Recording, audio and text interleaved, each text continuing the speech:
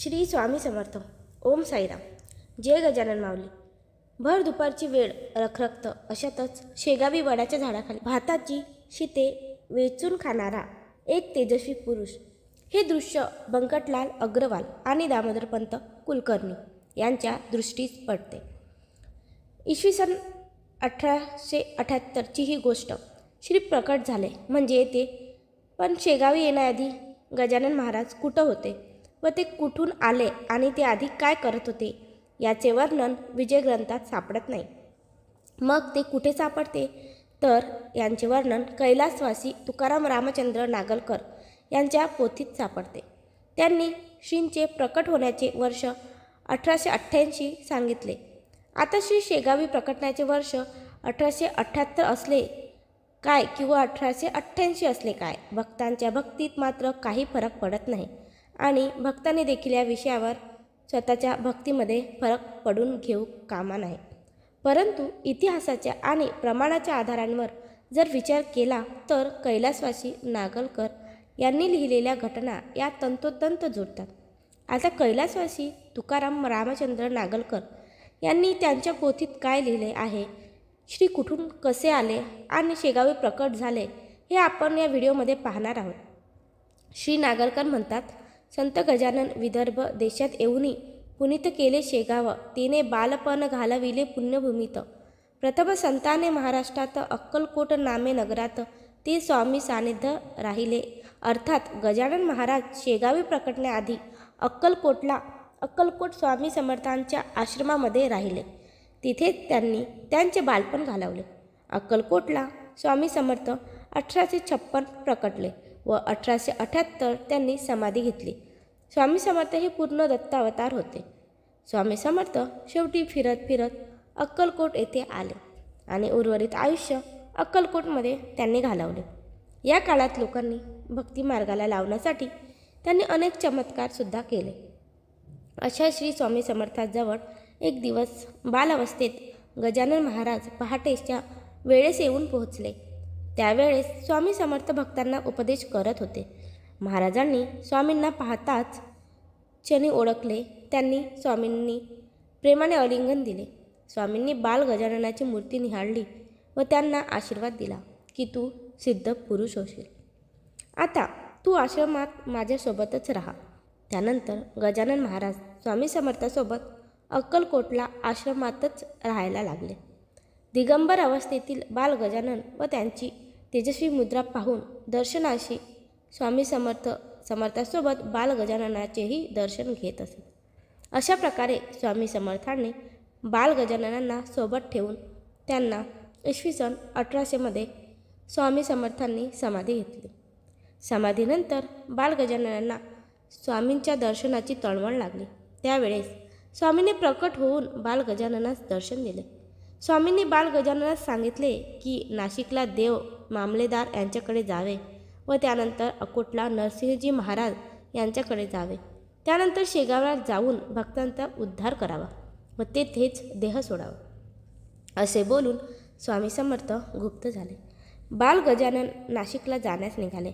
नाशिकला पोहोचल्यावर त्यांनी गोदावरीमध्ये आंघोळ करून शिवाचे दर्शन घेतले. त्यानंतर ध्यानधारणा करून ते देव मामलेदारांच्या भेटीस निघाले. दोन संतांची भेट झाली. दोघांनी एकमेकांना आलिंगन दिले. देव मामलेदारांनी गजानन महाराजांना आसनावर बसवले व त्यानंतर तेथेच ठेवून घेतले. देव मामलेदार हे फार ज्ञानी तर होतेच, पण त्याची ख्यातीही फार होती. एक दिवस श्री गजानन महाराज व देव मामलेदार एकमेकांसोबत आध्यात्मिक चर्चा करत बसले होते.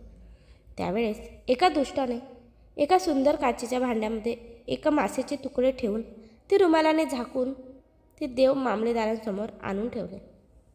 अशा वेळेस त्या दुष्टाच्या तोंडून एकही शब्द बाहेर पडण्याच्या आतच देव मामलेदार त्याला म्हणाले, हे तुळशीपत्र आणि पुष्प का आणले आहेस? तो दुष्ट चपापला. त्याने रुमाल उघडून बघितले तर त्याला तुळशीपत्र आणि पुष्प दिसले. तेव्हा कुठे त्या दुष्टाने स्वतःची चुकी कबूल केली आणि देव मामलेदारांची माफी मागितली.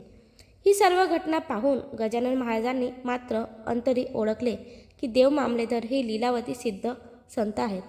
देव मामलेदारांनी देह सोडण्याआधी गजानन महाराजांना स्वामी समर्थाच्या वचनांची आठवण करून दिली की तू शेगावला जा, तिथे भक्तांचा उद्धार कर आणि तेथेच देह सोड.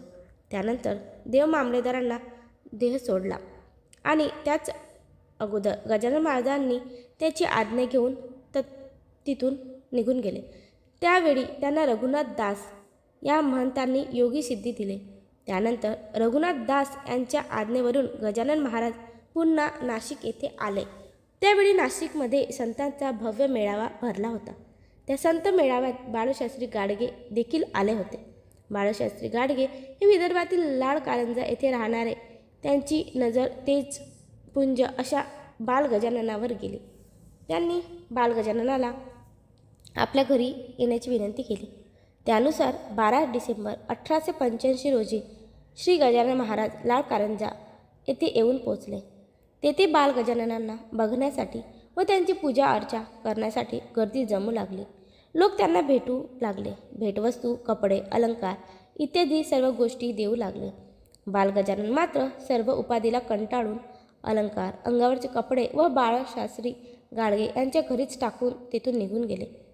ते बग्गे जावरा येथील मणिराम बाबा यांच्या घरी येऊन पोचले. 4-5 दिवस ते तिथेच राहिले. मणिराम बाबा यांनी गजानन महाराज आपल्या घरी आले या आठवणीमध्ये तेथे गणपतीची प्रतिष्ठापना करून घेतली. या 4-5 दिवसांच्या काळातच गजानन बाबा आणि माणिकराम बाबा यांच्यामध्ये आध्यात्मिक चर्चा झाल्याचे उल्लेख आहेत. या चर्चे दरम्यानच माणिकराम बाबांनी गजानन बाबांना अकोटला नरसिंह महाराज यांच्याकडे जाण्यास सांगितले. त्यानुसार गजानन महाराज नरसिंहजी महाराजांकडे गेले. दोघांनी एकमेकांना अंतसाक्षीने ओळखले. त्यांनी एकमेकांना प्रेमाने आलिंगन दिले. गजानन महाराजांनी नरसिंहजी महाराजांना सांगितले की मी अक्कलकोटला स्वामी समर्थांच्या आश्रमात होतो. त्यावेळी त्यांनी मला तुमच्याकडे जाण्यास सांगितले. त्यांच्या आज्ञेवरून मी इथे आलेलो आहो. नरसिंहजी म्हणजे मुखी गणगण गणात म्हणून नाव ठेवितो गजानना. आता सोडून न जावे मज लागून वचने ऐकावे सत्य. हे स्वामीच्या मकड्या शिष्य पातला तयाने देखील संत गजाननाला संता सानिध्य अंतरी तोषला. परम कौतुक वाटून नरसिंह स्वामी वदले संताला. बरं आलीस तू माझ्या भेटीला. आज सुमंगल दिन लाभला. स्वलीला दाबावी ए वेळी नरसिंह वदले तुझी बालवृत्ती.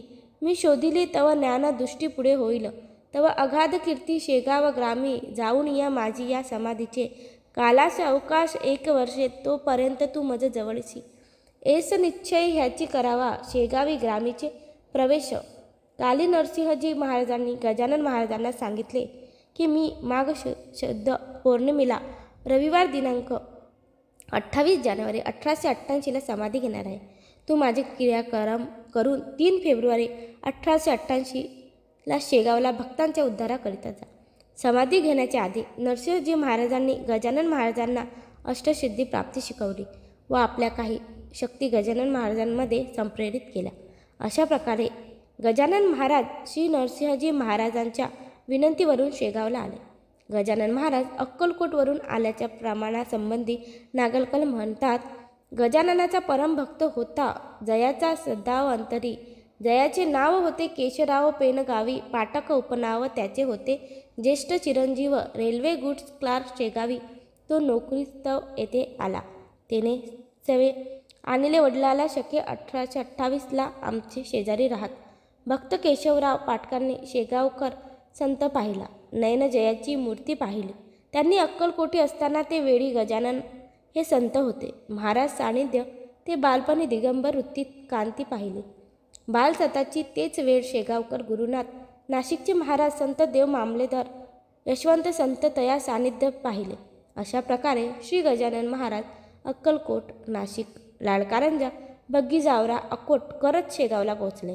ज्यावेळेस श्री गजानन महाराज शेगावला प्रगटले त्यावेळेस वर्णन करताना श्री नागलकर म्हणतात, शके अशा नववाद गजानन पाहत शेगावात वस्त्रहीन केवळ दिगंबर वृत्तीत सावळी गोजिरी मूर्तीत. तय वेळी महाराजांचे वयमान सुमारे 30 व 32 वर्षाचे. जाण सुंदर काया सतेज कांतिमान गुरु.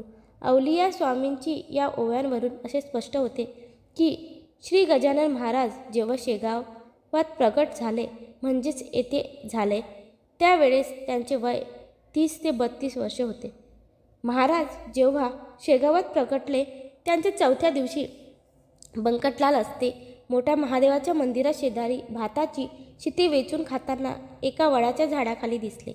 त्यावेळेस बंकटलाल यांनी महाराजांना मनोभावे नमस्कार करून त्यांना स्वतःच्या घरी नेले. तेथेच महाराज पुढे 2 वर्षे राहिले. त्या घरी महाराजांनी अनेक लीला केल्या.